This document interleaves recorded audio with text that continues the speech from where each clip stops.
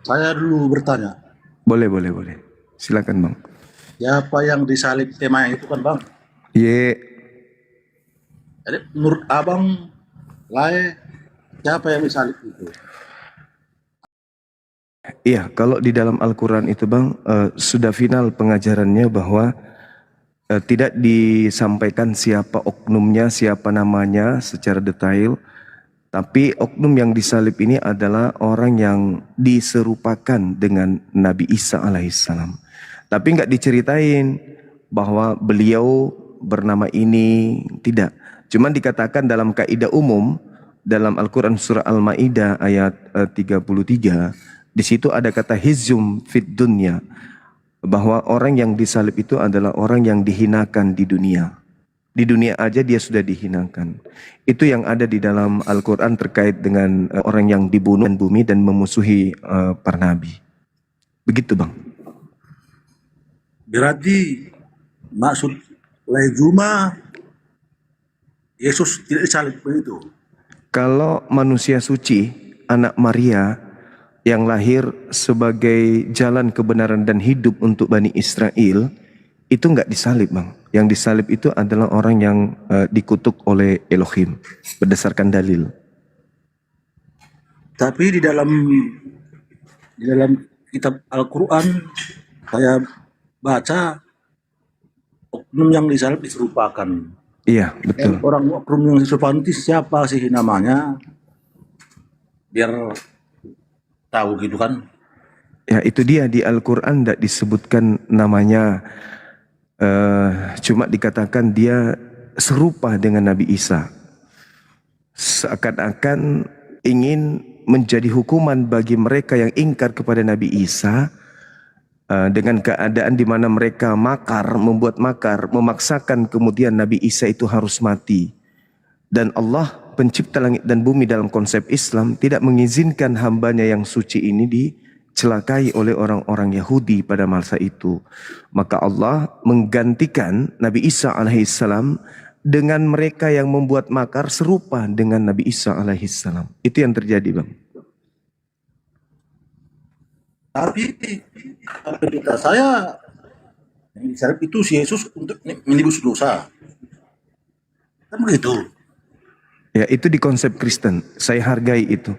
Sayangnya tidak ditemukan dalam pola keagamaan Yesus, dalam hal ini ajaran Yahudi, nebus dosa menggunakan manusia. Itu nggak ada, Bang. Yang mengadakan nebus kesalahan atau mendamaikan diri-diri mereka dengan sembahan mereka itu adalah pengikut dewa Molok. Karena Tuhan mereka, dewa mereka marah, dengan lahirnya keadaan misalnya mereka gagal panen, atau misalnya mereka kemudian ada yang sakit, penyakit mewabah, ya, maka mereka mendamaikan kemarahan dewa mereka itu dengan mempersembahkan anak manusia. Nah, sedangkan kalau ajaran Abrahamaik itu tidak ada satupun di antara mereka yang mempersembahkan manusia untuk menenangkan Tuhannya atau berdamai dengan Tuhannya atau menebus kesalahan dosa-dosa mereka. Itu nggak ada, Bang. Hanya di Kristen yang mengajarkan itu. Oke Bang, baik. Iya, Dari konsep Islam seperti itu, di konsep Kristen juga disalib. iya. Jadi konsep masing-masing ini apalah tujuannya dan untungnya kita membahas seperti ini. Apa Oke. tujuannya? Oke, baik, baik, Bang, baik. Oke, baik. Jadi gini, saudaraku, di Islam itu kan membahas tentang salib. Salib ini adalah hukuman bagi orang yang benci kepada Allah, benci kepada Rasul, benci kepada Nabi. Itu hukuman. Nah, di Kristen, salib ini adalah berkat. Salib ini adalah simbol keselamatan. Salib ini adalah pembebasan manusia dari dosa waris. Nah, agama Islam dan agama Kristen memiliki pola tersendiri terhadap salib. Itu satu. Yang kedua, Islam diperintahkan, diserukan kepada seluruh manusia, termasuk kepada Kristen. Kami disuruh untuk menyeru kepada Kristen, untuk kepada jalan yang benar. Di Kristen juga begitu.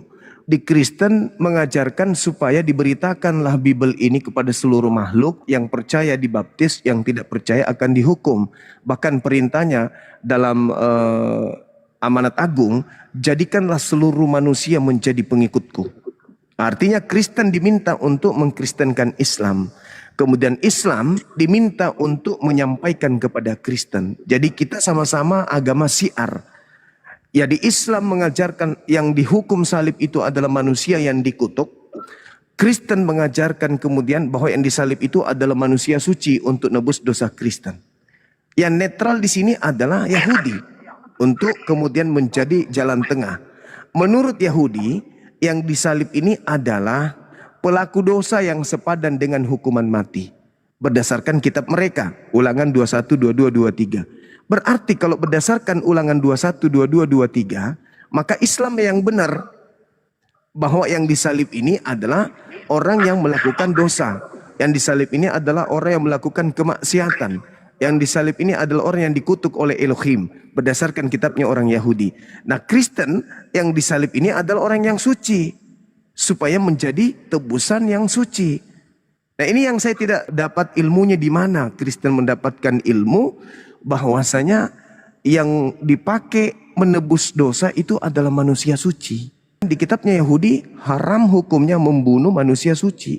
Keluaran 23 nomor 7 nomor 8.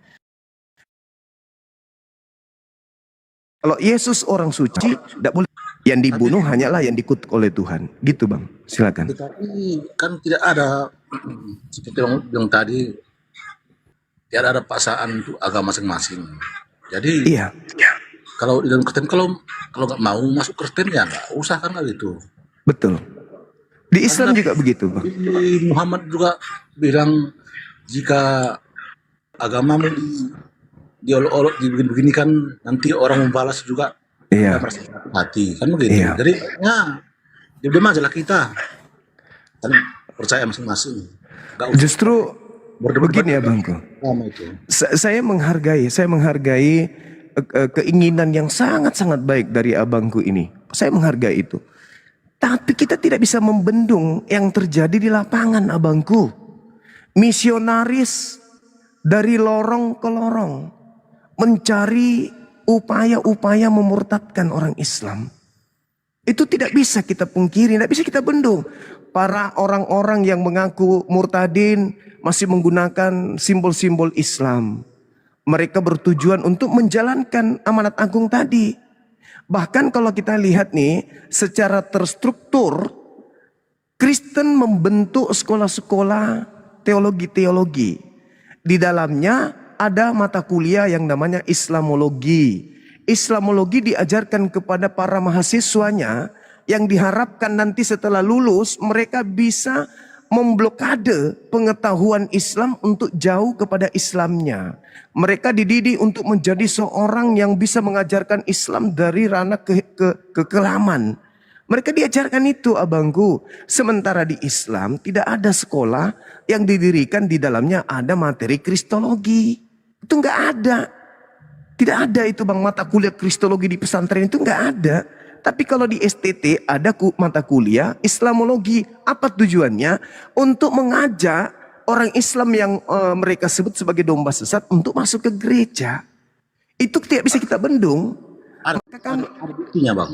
Ada STT Nias kemarin kan sempat dilaporkan, dikasuskan di polisi. Karena mereka mengajarkan Islam tidak sesuai dengan ilmu Islam.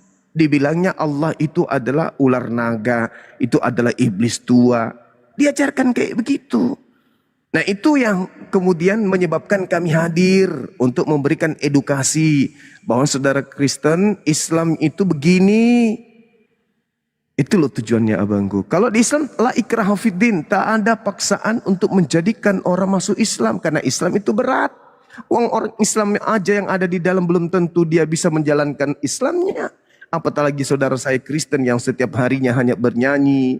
Sudah dijamin keselamatan katanya. Dia punya juru selamat katanya. Yang mereka tidak ada runutan dalam agama untuk melakukan prosesi keagamaan secara rutinitas. Sedangkan di Islam 5 kali sehari. Itu baru yang wajib, belum sunnah-sunnahnya. Jadi bagaimana mungkin kita mau memaksakan orang di luar Islam, dalam hal ini Kristen yang nyaman dalam beragama, masuk ke dalam agama yang begitu penuh dengan aturan. Itu mustahil. Maka tujuan kami ini hanya untuk membendung gerakan-gerakan pemurtadan yang terjadi. Cuman itu saudara. Makanya kita bahas salib ini gitu. Ya, silakan.